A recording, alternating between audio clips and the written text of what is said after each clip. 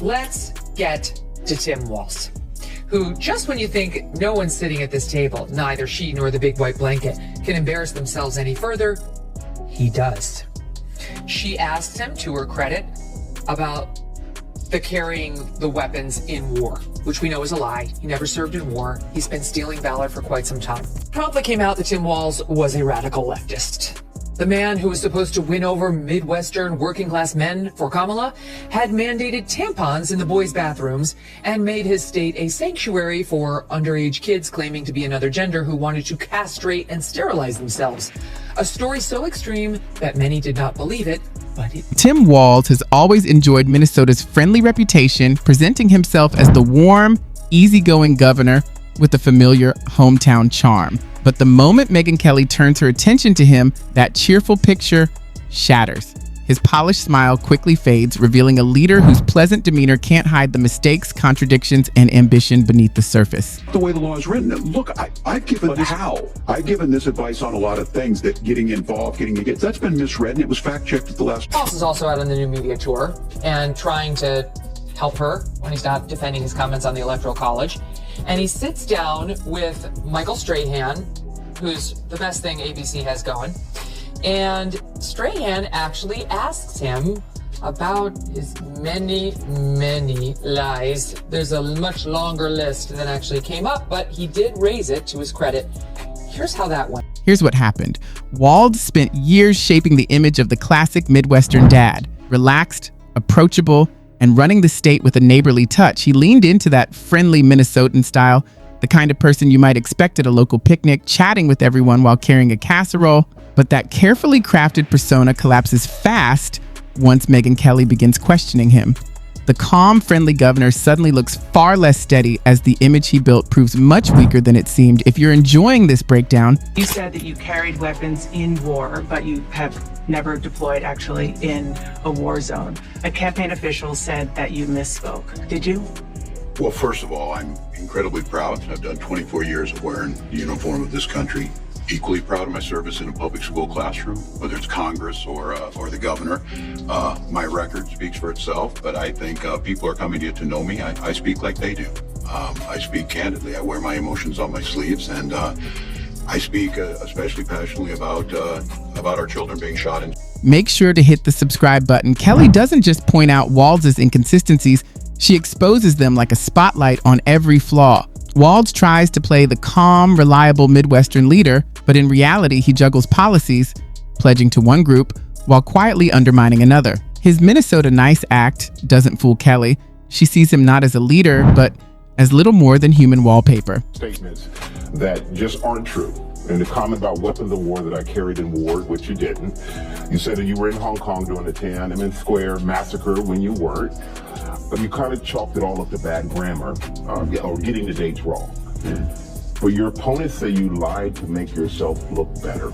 Do they have a point? Well, look, 35 years ago, got the opportunity to be in Hong Kong, be in China, learned a lot about it, served 24 years in the National Guard, passionately, in an instance, talking about gun violence in schools. The biggest flaw in Walz's leadership is that it only works when problems don't affect him directly.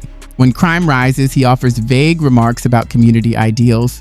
Schools decline, and during photo ops, he smiles politely as if that alone could fix things, then disappears, leaving the issues unresolved. Real progress is rare, almost as fleeting as a Minnesota summer that lasts more than 2 weeks. The fallout continues for Tim Walz on the disastrous performance he delivered, in particular when it comes to his self-described knuckle-headed behavior, which was just his latest in a series of lies.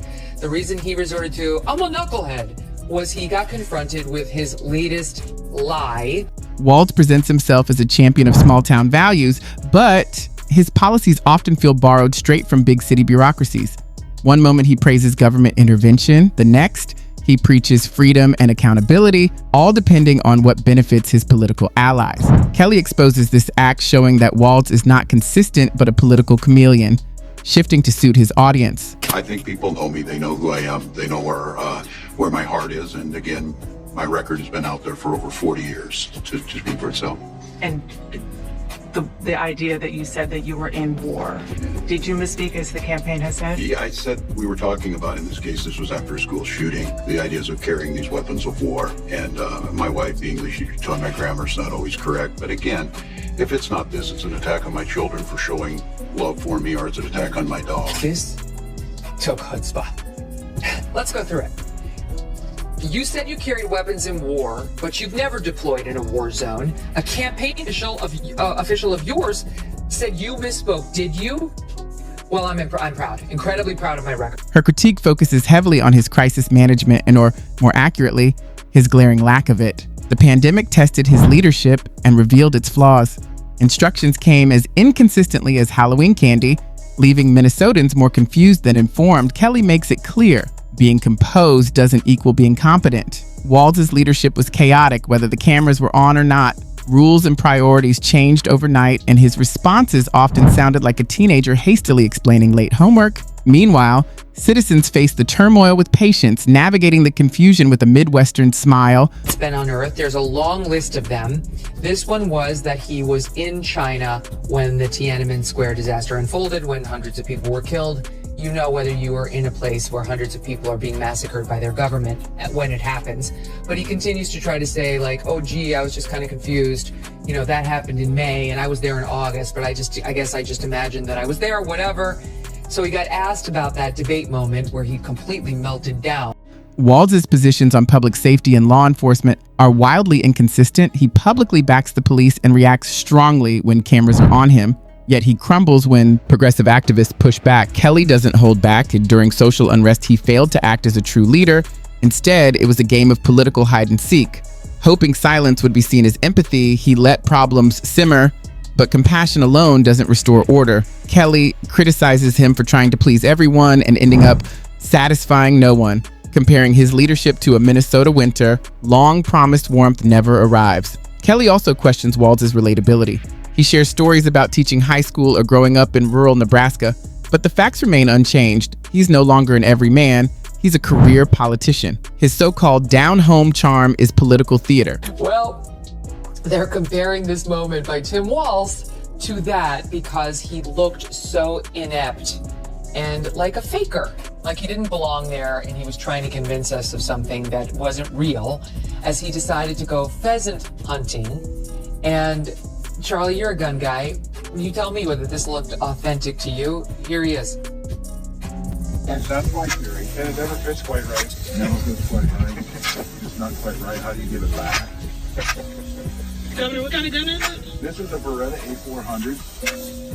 She further dismantles the idea that he's still one of them. The only small town he seems familiar with is the one his strategists insert into speeches, and she examines his financial record too, noting that while he presents himself as prudent, Minnesota faces high taxes and bloated budgets, yet vital services lag behind, like buying every fancy kitchen gadget, but failing to make a single meal. Walz may have national ambitions, but Kelly questions them sharply. How can he lead the country when he struggles to run a single state without constant inconsistency? Ambition without ability is just wishful thinking. Kelly adds that he often mistakes praise for genuine accomplishments and photo ops for effective leadership.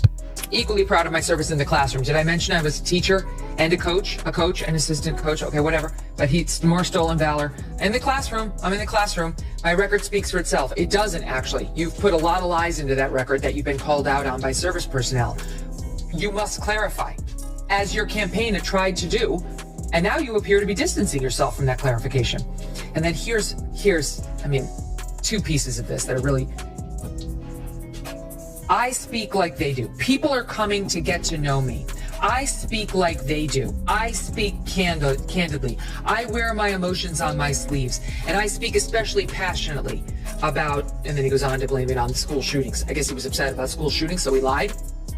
But stop saying you speak. Kelly presses further, rejecting the idea that Walz unites anyone. Admirers claim he brings people together, but in reality, the only thing he inspires is shared eye rolls, no matter their political leanings.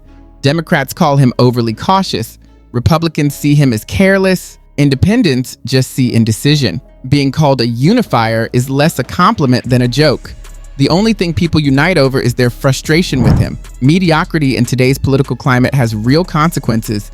And when leaders rely on charm instead of tough decisions, everyone else bears the fallout. Kelly's critique exposes that Walz is far from the reliable leader his supporters portray, leaving him as little more than an empty glove when the polished act fades. And Vice President Harris said that she told you to be a little bit more careful on how you say things.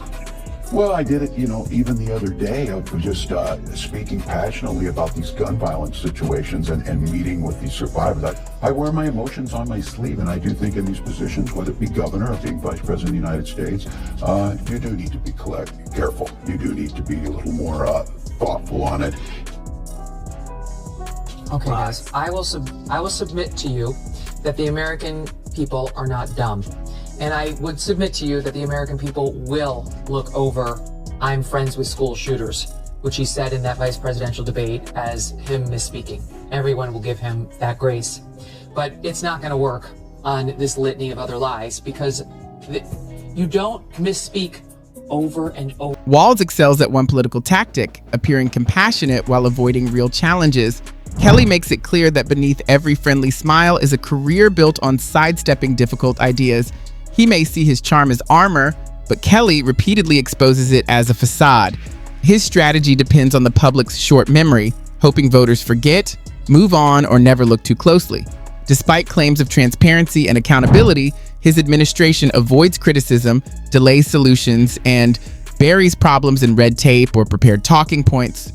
Kelly calls it exactly what it is: a shell game, passing off incompetence as leadership. It's like painting over water damage and hoping no one notices the cracks spreading beneath. On Wednesday in Pennsylvania, and here's how he handled it. I have my dates wrong. I was in Hong Kong and China in 1989. That move from Hong Kong into China, it was profound for me. That was the summer of democracy. I said it's where I understood how sacred democracy was. It's what encouraged me about 15 back and forth with my students, taking them to China. I speak like everybody else speaks. I need to be clear, I will tell you that, but here's my whole point on that thing with China. I do understand China a hell of a lot better than... Kamala Harris knows that prioritizing schooling is essential, but Walz seems more focused on playing the role of Minnesota's protector than addressing real issues. The numbers tell a grim story. Math and reading scores are falling, classrooms are deteriorating, and his proposed solutions amount to more funding for a system that lacks accountability and shows little improvement. Kelly highlights this gap. Walz promises every child opportunity, but parents are frustrated, teachers are burned out, and students see their own struggles while the rest of the nation moves on. Equity slogans may fly from dawn to dusk, but without tangible results, they're just expensive decoration. On an instance there, proud of the service that I've done, proud to be a teacher in that classroom, proud to have been very public all these years, and owning it when I, said, look, I was there in August of '89. And I think the policies, whether it be dealing with China and understanding China's human rights record, what you can be certain there is that Kamala Harris and I aren't going to, pick dictators on speed dial. Well, but it's one of the things with trust. So there are going to be some people who say, we can't trust him to even tell the truth about himself. Yeah.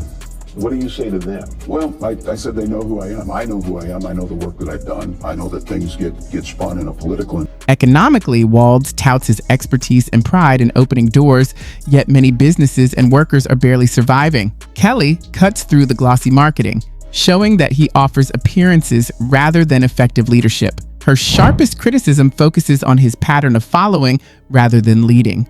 Walz waits to see which way the wind blows, claiming courage while avoiding decisive action. This flaw was glaring during the George Floyd protests when Minnesota struggled and he remained indecisive, caught between safety concerns and radical demands. Schools stayed closed too long, businesses suffered under endless restrictions, and mental health worsened. Throughout it all, Walz stayed cautious, acting only when political pressure forced him. Kelly portrays him as a fear-driven governor, reacting to crises rather than leading with vision.